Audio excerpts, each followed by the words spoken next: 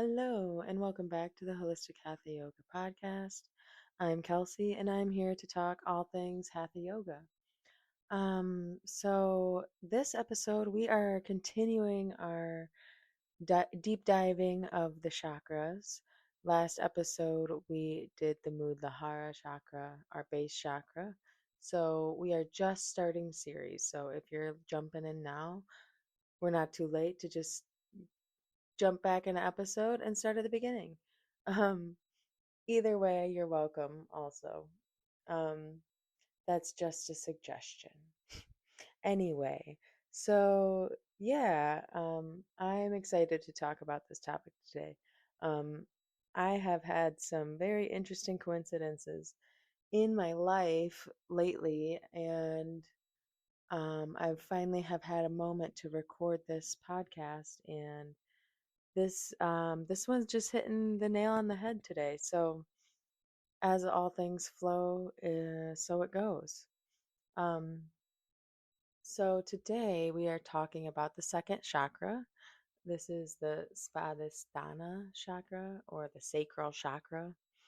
The color of this chakra is burnt orange, and it is located at our basically kind of like right behind your navel center in your spleen area. So lower, your first like L spine, your first lower lumbar spine or vertebrae, um, right down there above your sacrum. So, um, this is where that chakra is located. It's associated with the endocrine glands of our adrenal glands. Our adrenal glands, of course, control our adrenaline throughout our body, and that has a lot to do with our cortisol or stress levels. And so this chakra can, yeah, it can wreak havoc. As someone who has had their fair share of adrenaline rushes, I would say, um, yeah, yeah, it can be overkill sometimes. So balance is key, my friends. Balance is key. Um, this chakra is right along our sacral plexus. That's like the nerve body that we are connected with through this energy center. Um, what else can we say about this chakra? It has everything to do with relating with others, relating with ourselves, how healthy those relationships are. Um, if we are out of whack in this chakra, we might have relationship issues, we might have violence, we might have addictions. There could be a number of things that we're battling or getting over. And yeah, so if we have those things happening in our lives, it's an easy way to turn to our sacral chakra and say, hey, what the fuck is going on here? Pardon my French. Anyway, so on the plus side of this chakra, because there are many plus sides, it is a huge expression of joy, of creativity, of enthusiasm, of reproduction. This chakra is closely linked with sexual energy, and it doesn't correspond to our sexual organs because, like we talked about in the last episode, that is the base chakra. But this is more of like the drive, like the drive to um basically the original like life sustaining energy, that comes from behind sexual impulses. um so diving right into the idea of sexual impulses and things like that, people are probably like, whoa, whoa, whoa, this is yoga. We're not talking about sex. But sex is very much part of life. So yoga is encompassing of all of that, sex being one of them. So, one thing obviously in monkhood and a lot of religions actually, where people are devoting themselves to the divine, there is the idea of celibacy. And so this is a great practice, but it is not necessary for continuation throughout life. Said lightly, I guess. So essentially, like, yes, celibacy is great for how do I want to say it? Like preserving our own energy, preserving our own personal energy, and especially if we need it, if we're in a time in our lives when we can't expend energy outside of ourselves, celibacy is a great way to kind of recenter your energies and start to move your kundalini energy up your chakra system once again if you feel like you have gone out of balance in certain ways. So celibacy is great to do in periods of time. However, like I would never recommend it for like someone's entire life unless they just truly like had no desire. But then again, I'd be questioning the health of their body at that point if there was just zero desire, because it is like it's just very much, I feel like, acknowledge that like with suppression becomes very unhealthy mechanisms. So, my only fear with people taking celibacy to the umpteenth is there's going to be some sort of suppression and either mental psychosis or something happens that is not going to end up being great. So, overall, use celibacy as a tool, but it doesn't have to be like your new lifestyle for the rest of your days. Um, so when we're in a healthy state in our solar plexus, we can give and receive love in a very powerful way. And one of those ways is through, obviously, sexual acts. And in the yogic terms, this viewpoint of this union is more about the union of souls and the ability to unite with somebody else, and then together also expressing even more love than what one could do on their own. And that fuels the growth of consciousness, and helps us all move towards a higher state of being or enlightenment or whatever you want to call it. Um, so the sacral plexus or the sacral chakra or the Svadisthana, whatever you want to call it, um, it's really our area of joy, of self expression, of not holding ourselves back, um, and just really letting ourselves feel, just letting whatever is, and feeling that and moving through that. So that's kind of an overview of what this, um, about what the, yeah, about how this, what this chakra is all about. So, um, let's dive into like some health issues, I guess, that could pop up.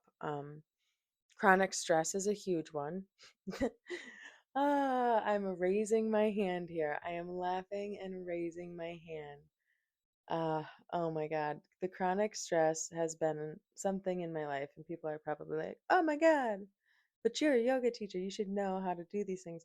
And I do, yes. But sometimes life is just a lot, and sometimes you need to take many moments to sit and breathe. And if you don't take those moments, your body will show you in other ways that you need to take those moments by getting ill.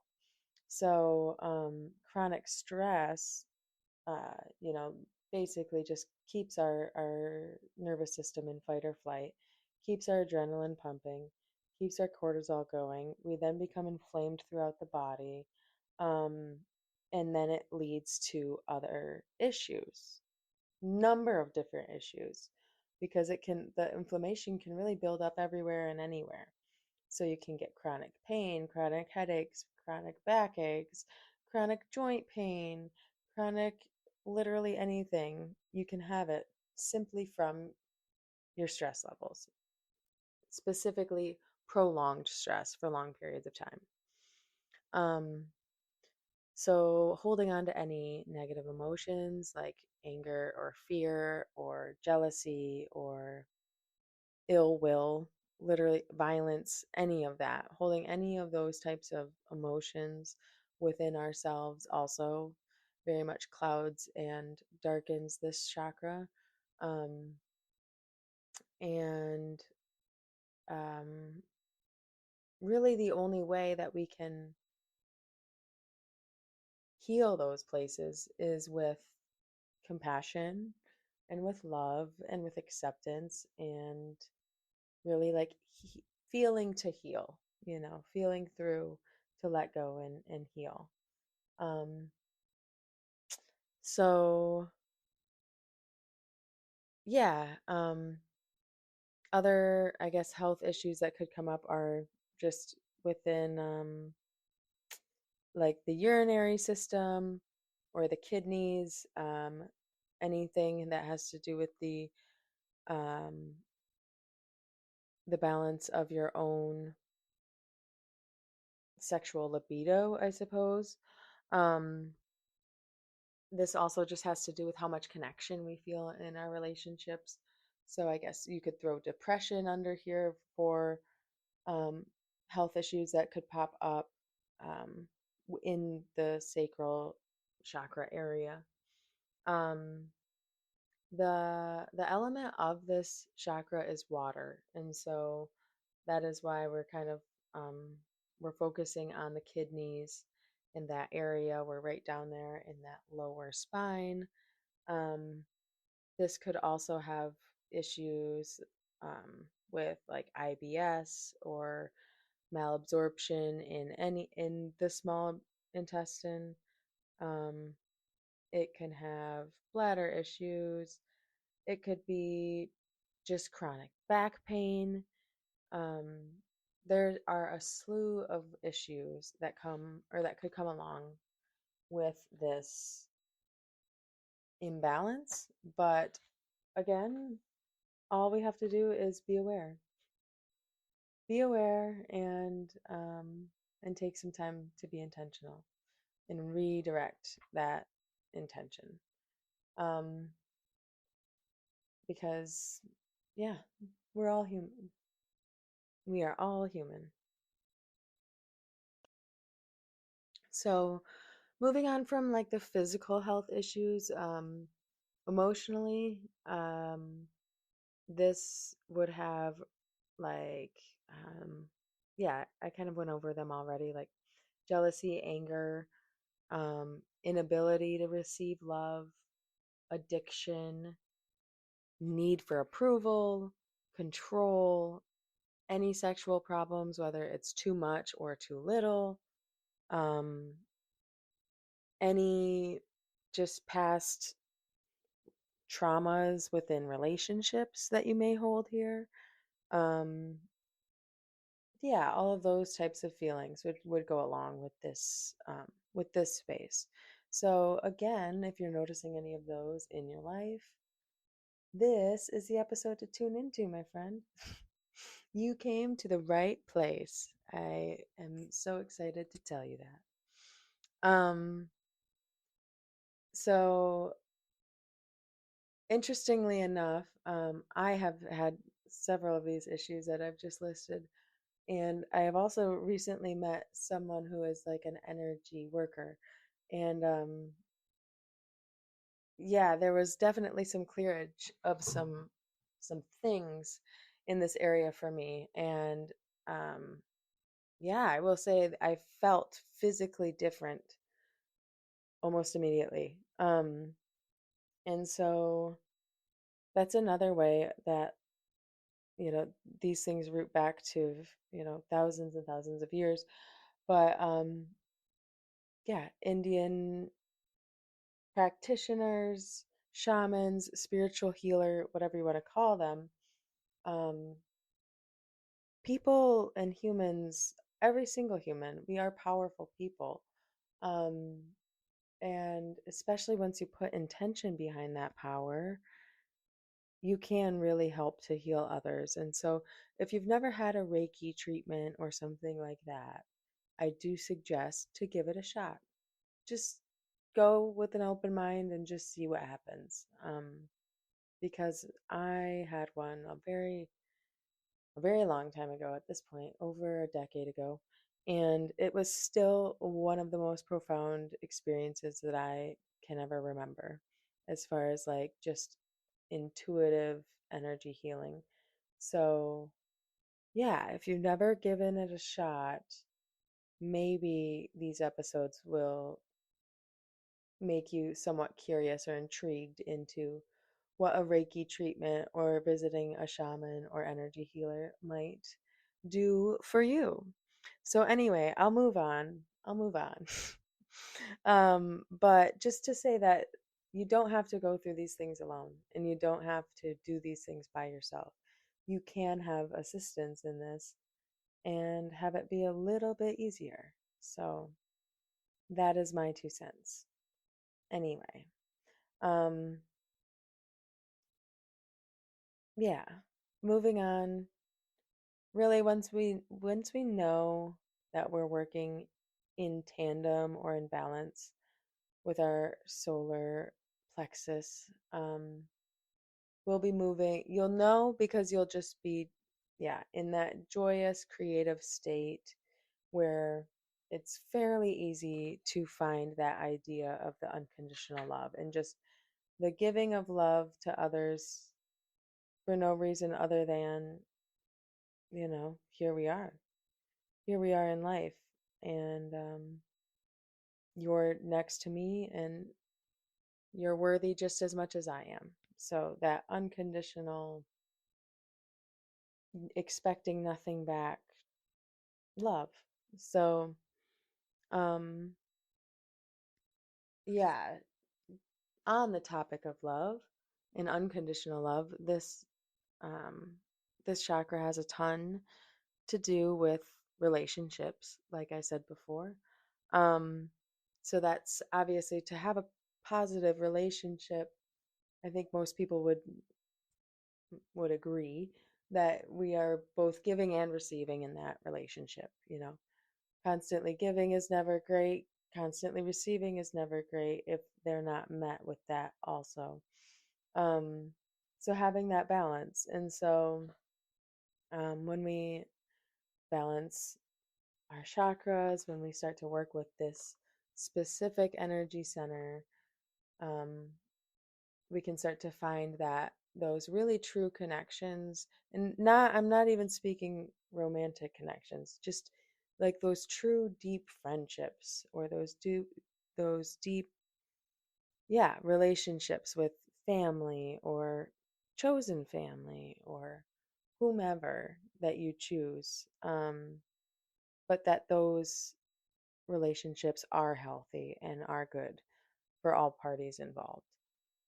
Um, some really great ways to express creativity through this chakra is like dancing, singing, yoga, painting, drawing, um, just anything that's like creative and active at the same time. Like whatever you can find that's moving some part of your body while creating. Um, so, really, the possibilities are quite large. If you can't figure that one out, my God, I'm so sorry. Like, you should reach out and ask for a hobby because I'll give you 18 million.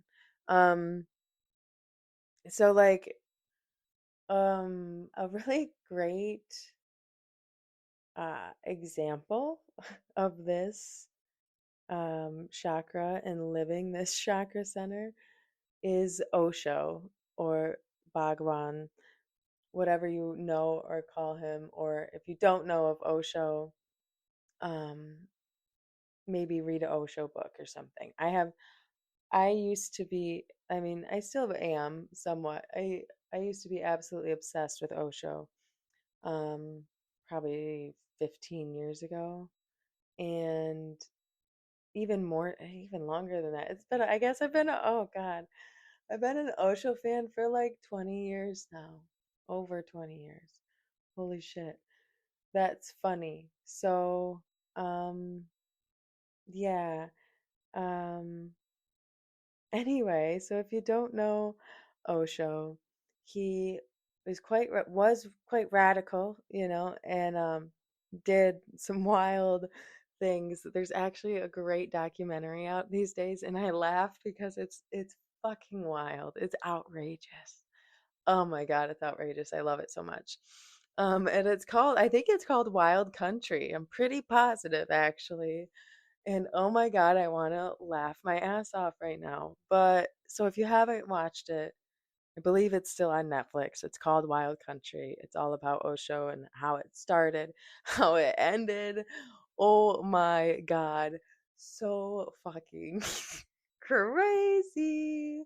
Anyway, so like I'll say like I'm an early Osho lover. Like the later shit got real cray cray, I'll say. So like but yeah, so like Osho though like lived and died by this chakra. Um and there's a awesome quote from him that like very much encompasses this, and it is I'll read it just because yeah, it was just too perfect. I was like, this is great. um Live life as dangerously as possible. Live life totally, intensely, passionately, because except for life, there is no other God. Because except for life, there is no other God. Mic drop. Boom.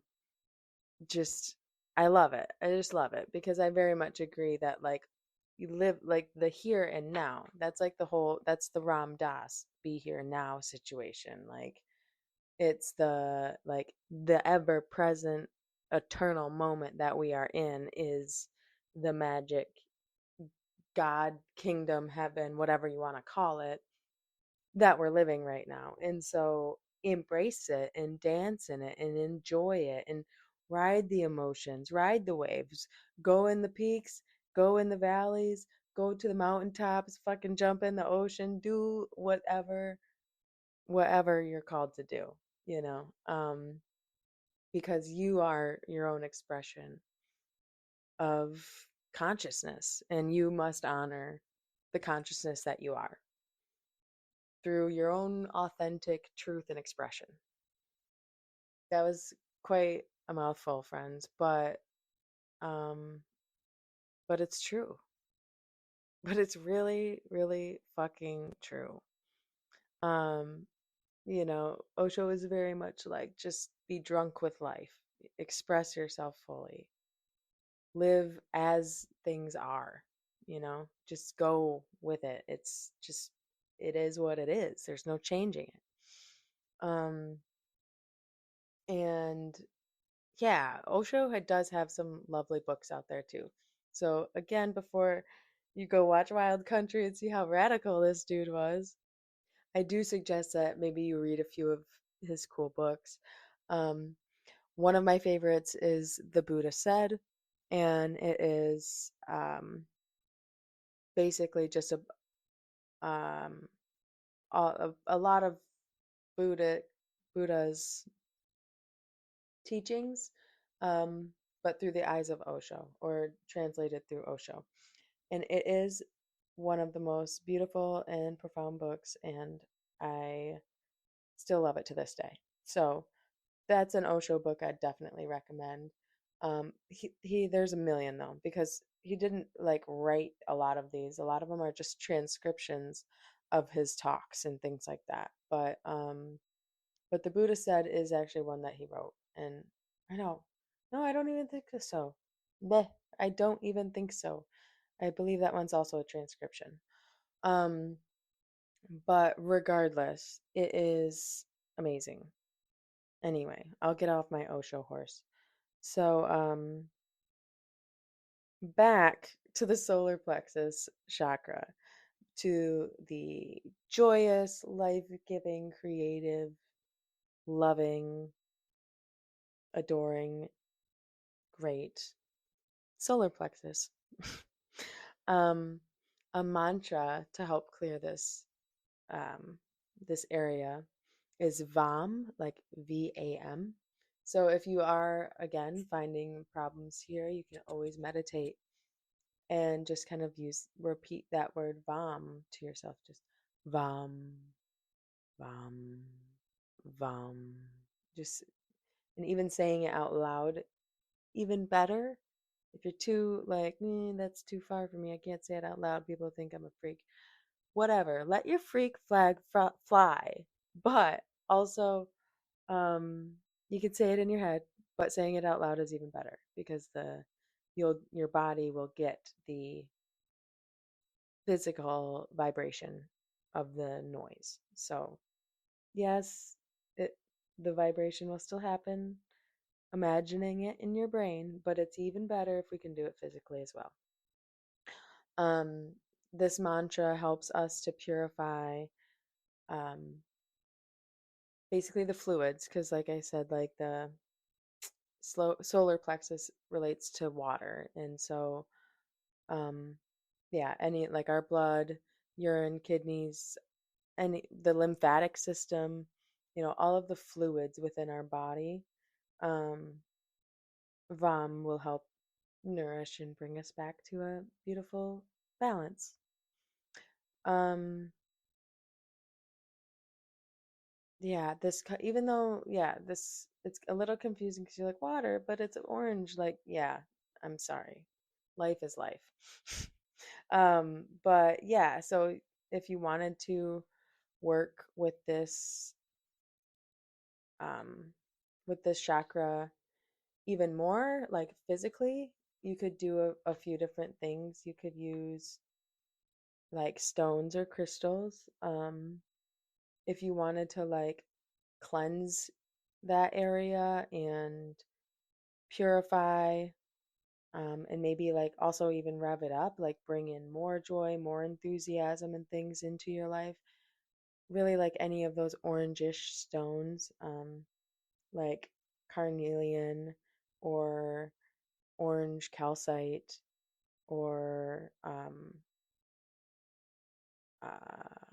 opal. Fire opal is a good one too, because opal is related to water as it has a high water content. Um, so the fire opals, if you can find one, are of that reddish hue, and those are very powerful as well. And these help again, like activate, like push us forward in this area.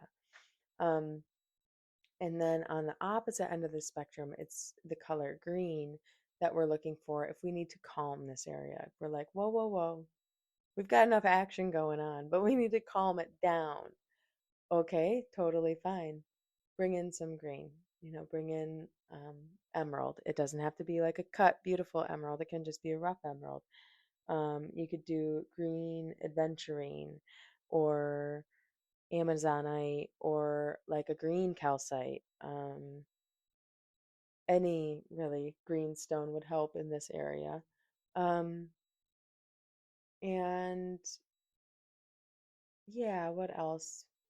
Yoga poses. I could tell you a couple yoga poses that would help um, with this area.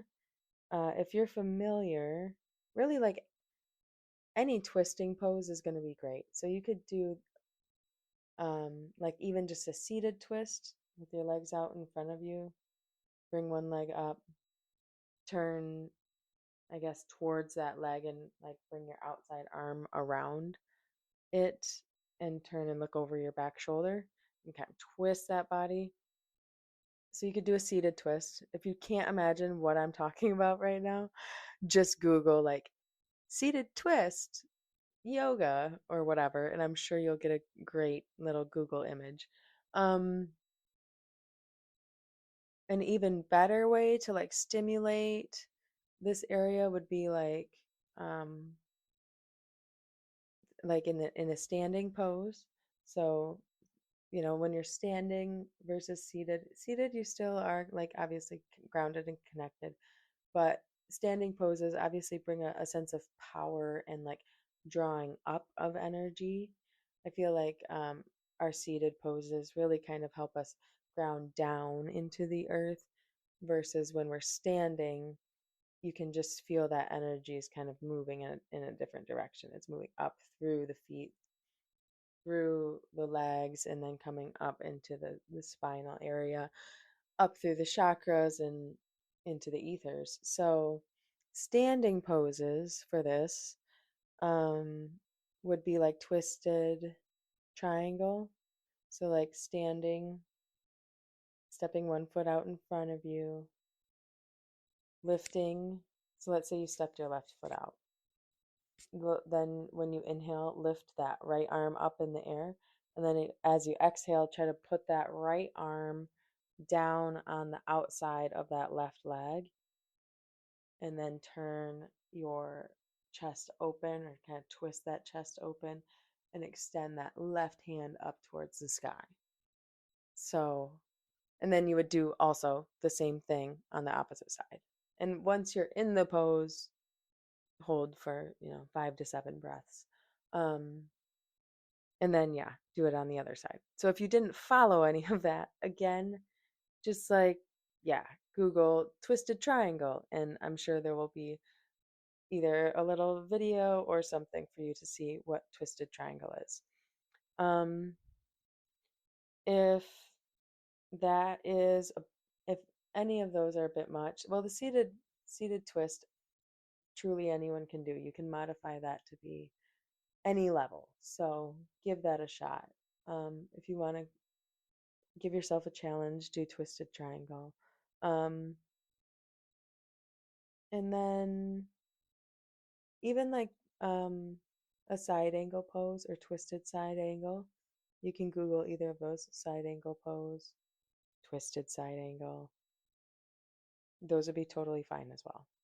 All of those, like the twisting is happening right in that solar plexus region. That's why that's very stimulating for this area, because it's creating a lot of energy pulled into that specific area. So those are great poses to help strengthen, tone, and kind of reinvigorate those areas. So, um, yeah. Yeah. So I think that's about all I have for you guys today. um, Next episode, we'll be moving up into the third chakra, and I'm super stoked to talk about that. I think the whole world needs it. Um, Not to like, yeah, toot my own horn or make this like important. It's just that, man, with the state of the world and the things happening right now, we do need a little bit of chakra awareness out there. So, um, yeah, if you enjoyed this episode, thank you so much for being here. Feel free to share it with a friend, uh, rate, subscribe, review, do all the fun things. What else can you do? You can reach out to me at I'm on Instagram at Holistic Hatha Yoga. Um, you can also check out my website, holistichathayoga.com. Plenty of goodies there for you. I also have a YouTube channel. Guess what it's called? Holistic Hatha Yoga. Yes, you guessed it. Um, and then what else do I got coming up in the works? Yeah, outside of our chakra journey that we're on, um, I am going to be having a little yoga nidra. Yoga nidra. I was gonna say yoga nidra, but I don't want to confuse you. But I mean, that's essentially what it is. Yogic sleep. Drum roll, please, I guess. Anyway, I really butchered that one. But anyway, Yoga Nidra is yogic sleep, and it is not sleep at all, so it's kind of confusing. But it is essentially, it's a really fun place between your conscious waking mind and your dream sleep state. And so yogic practitioners, the yogic traditions have practiced this for Again, who freaking knows how long? But yeah, I'm gonna do what they say. Because it's tried and true, my friends. Tried and true. Um, and so what it is, if you've never done a yoga nidra class, um, is yeah, an awareness practice where you kind of move through all the areas of the body slowly while laying down. And it's a very meditative and healing situation.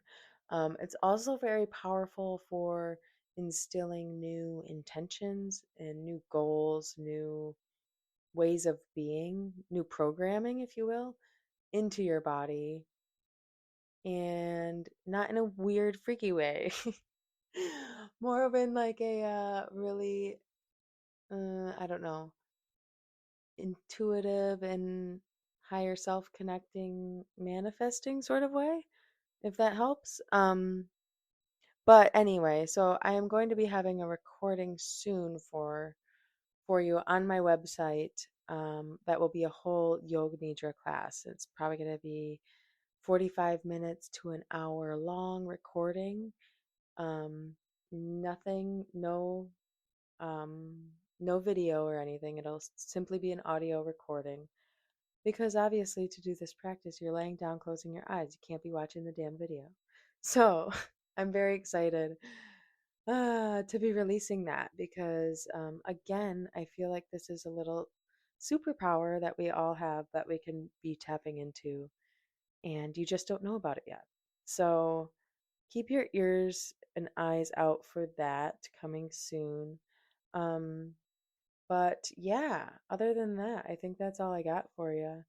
Um, Tune in soon for the next episode where we dive into the third chakra.